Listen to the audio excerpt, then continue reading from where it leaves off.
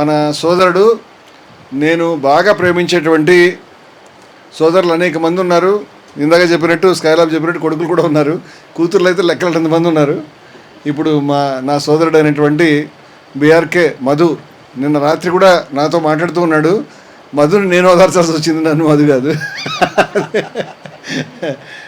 నా నిజమైనటువంటి సోదరుడు మధు మాట్లాడు. అందరికీ హాయ్ అండి. నేను మధు, బీఆర్కే న్యూస్ యాంకర్ జర్నలిస్ట్గా పనిచేస్తున్నాను బీఆర్కే న్యూస్లో. అయితే అంశాల మీద డిబేట్కి పిలిపిస్తాం, ఎవరి అభిప్రాయం వాళ్ళు మాట్లాడుతుంటారు. అందులో భాగంగానే సార్ని పిలిచాం. సారు ఇంట్రో చెప్పాను, మాట్లాడిస్తున్నాను. తన్ని కూడా నేనే పిలిచాను. మరి ఇట్లా జరుగుతున్నది, ఇట్లా వైరల్ అవుతున్నది, దీని మీద మీ అభిప్రాయం ఏంటి, మీరు అంటే హిందూ అంటారు కదా అన్న ఉద్దేశంతో అతన్ని పిలిచాము, సార్ని పిలిచాము, మాట్లాడిస్తున్నాం. నిజంగా నేనైతే చాలా బాధపడుతున్నా సార్ మీద.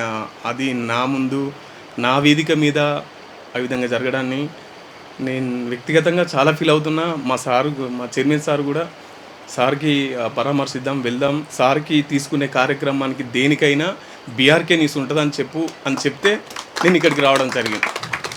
సారీ.